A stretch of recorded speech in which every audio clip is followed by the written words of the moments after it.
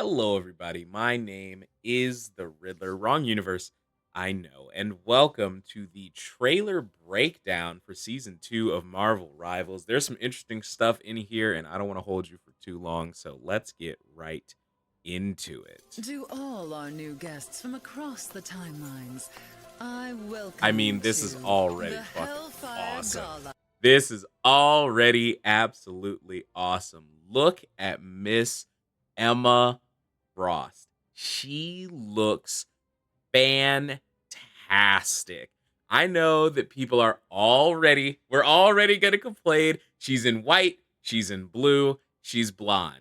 I understand. I get it. I don't necessarily disagree. I really don't. I promise that I don't. But apparently, this is how they want to do the white women in the game, y'all. I got nothing for you. I got nothing for you. I think she'll be pretty easy to tell apart from everyone else. I feel right, like she's probably gonna be covered in fucking diamonds 90% of the time. So I don't think she will be as confusing as Sue and uh, Dagger are. Now, with that having been said, another thing that will probably help you tell the difference between them, if you don't already know, Emma Frost is indeed confirmed to be a Vanguard according to the dev diaries that also came out today. But let's keep it going and see what else is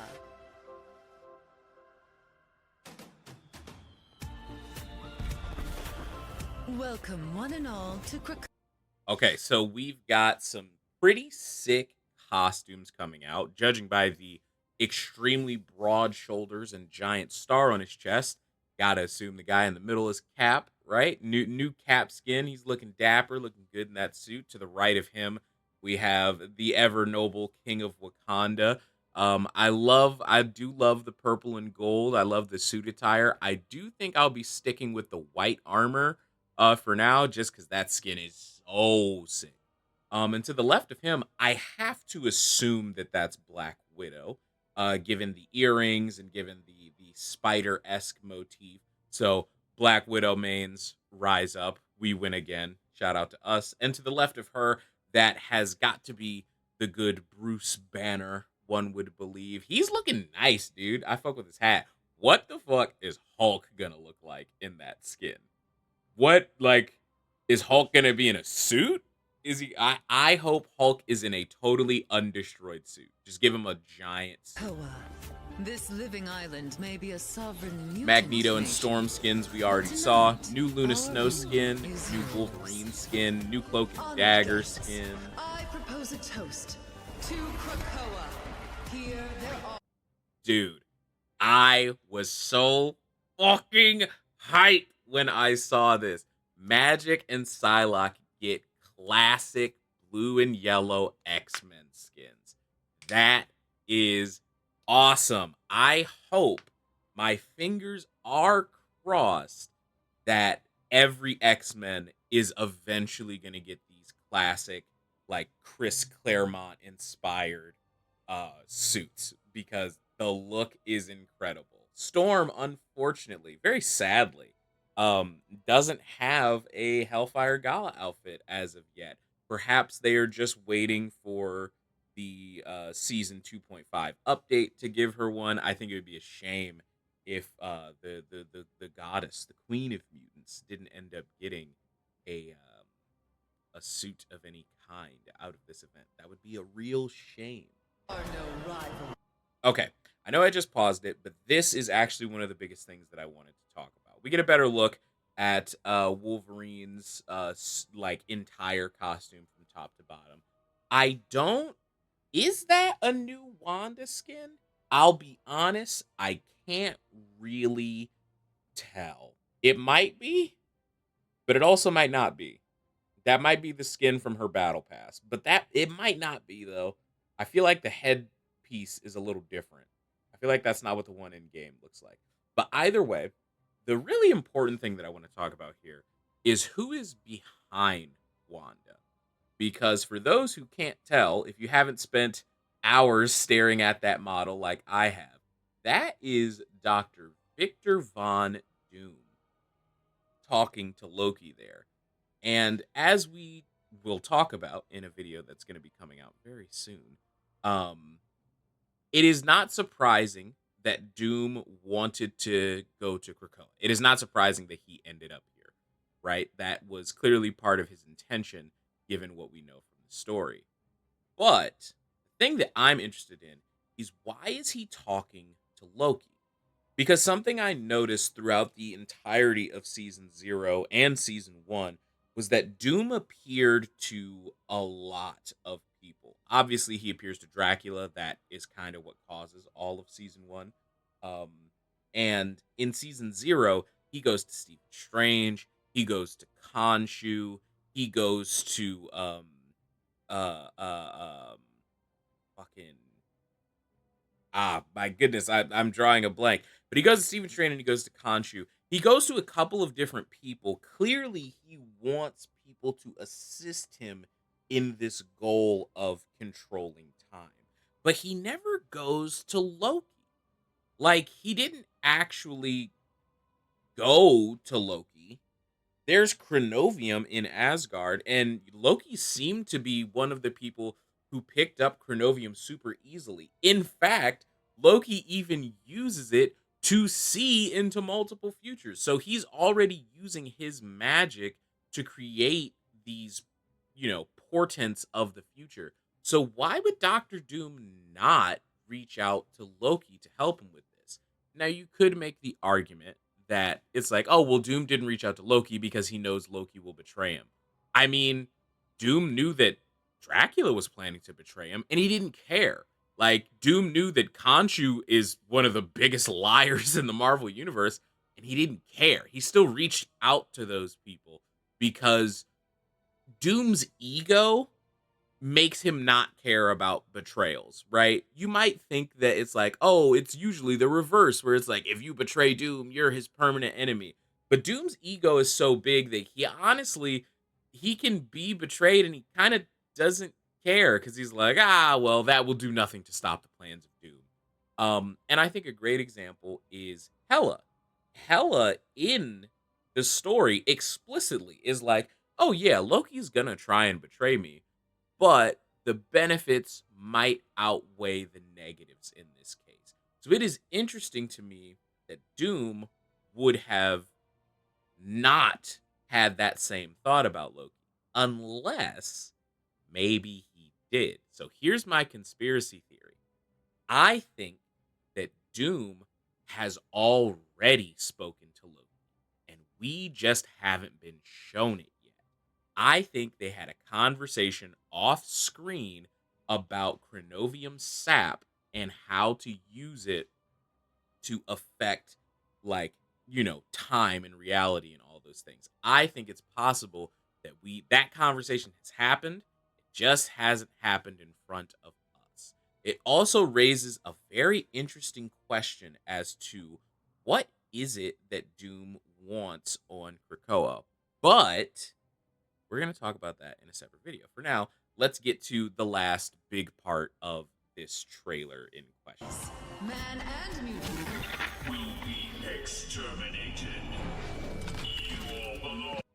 Ultron enjoyers rise up. People have been like losing their minds about Ultron getting into this goddamn game. And here he is in all his glory in the season 2 trailer. The dev diaries that was released essentially alongside this trailer does confirm that he is the hero for season 2.5. So we're not going to get him when the game updates to season 2. It's going to be a little while longer than that. We're going to get him around the same time schedule that we got the Human Torch and the Thing. It's going to be halfway through season 2.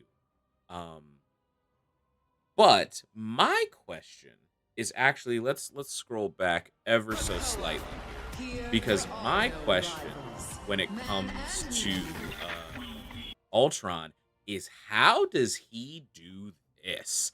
This is my question about Ultron. For those who do not know, what we are looking at currently is a portal, right?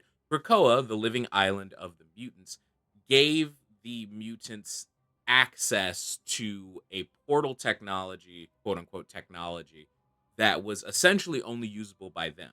These gates cannot be passed through by anyone except for a mutant unless you tamper with them to some degree. We see this happen in Magneto's story when the Scarlet Witch manages to augment one of the gates so that she can walk through it. She sort of adjusts it with her chaos magic so that she can actually go through the portal. But normally, nothing but a mutant can walk through one of the portals. And Scarlet Witch, especially in this game, is a sorceress supreme of her dimension, master of chaos magic, controller of probability. It makes sense that she would be able to just like, tweak it slightly to let herself through. But how does Ultron do this? Because I can't Krakoa is a living thing. So I can't imagine that he must have used technology to some degree, but what kind of technology could adjust a Krakoan gate to allow not only a non-mutant, but Ultron's not even human. He's not an android or a cyborg. He is a full-on robot. So what does he do to the Krakoan gates that allows him to enter through it like this? That's super interesting, and I think that it is giving us a hint of what Ultron is going to be capable of in this version of the character. I think he's going to be stronger than we are used to um as a character. And on top of that, I think that he probably has given himself some chronovium upgrades if he is capable of doing things on this scale. Because this is not what Ultron would normally do. In the comic books, Ultron would just send a bunch of robots to fly to Krakoa. Like, they wouldn't interact with the gate. Like, that would be an extra step for no reason. And Ultron is all about sufficiency or efficiency. He would just send the Ultron bots to Krakoa because you can just fly to Krakoa, especially during the Hellfire Gala. The defenses are usually a lot more slack, as we saw in the most recent Hellfire Gala in the comics. Exterminated. But yeah, he looks good, dude. To me, my X-Men! This is a fight for our survival! Yeah. I mean, this all looks fucking incredible, right? Try to stay alive. Okay, so two very interesting frames that we got right there. The first one is we get to see oh, I went a little too far back. Hold on. Wait for it. Wait for it. Yeah, good job, Magnus. So we get to see two interesting frames here. This, I keep referring to it. This is Krakoa. This is like the visual indicator of Krakoa, clearly, right? This is Krakoa in all of its glory. I would assume there's only a couple of shots that we have in this game of scenes like this and like this. So I would assume that given the imagery here, that these are going to be our maps for season 2. Season 2 is going to drop on April 11th, and the first new map we're going to get is Krakoa. It's going to be Krakoa during the Hellfire Gala, and that is going to be like the windscreen, is like that shot of Krakoa's trunk and whatnot. I would have to assume that that's one of them. And then when Ultron drops, I imagine we will get, I don't know where this would be, like Ultron's lair, I guess, or something like that. I assume that this will be the second map that we see. And I want you to peep something right here. You can see my mouse right there. Look at this little thing right there. See how that thing is purple, like purple and white, and sort of stands out. Everything else is kind of blue, kind of that like blue-gray, like cold steel color, right? And this is purple. I think this is a Chronovium core, because we know that Chronovium's purple, right? So I think this is a Chronovium core, and it is powering and upgrading the Ultron hive mind that we've got going on here. That's what I think this is. And I think we're going to see that in what I assume is going to be the map for season 2. Enough to see my way as the age of Ultron begins. Age of Ultron name drop. Yeah, I don't know what city that possibly could be in. I'm not sure. I'm not sure where the Ultron map will be like geographically. But 90% sure that that map will drop with Ultron, much like how Krakoa will drop with the Hellfire Gala. Also, god damn! Emma's Frost thighs are insane. Okay, I had to comment on it. I couldn't do the video without commenting on it. We also see Human Torch clearly getting a new skin. I don't know why he has a sock puppet, unless that's a part of Rocket's hat. Oh, it might be a part of Rocket's hat. Maybe that's like a fish. Got like a little vacation rocket here. Super interesting. I'm sorry this video is a lot more chaotic. I didn't really edit it. I just recorded it and I'm throwing it up there. Thank you all so much for watching. I can't wait for April 11th, season 2 getting started. We still got a couple more videos that gotta come out before then. So stay tuned. Make sure you subscribe. Like the video if you like the video. Drop me a comment down below.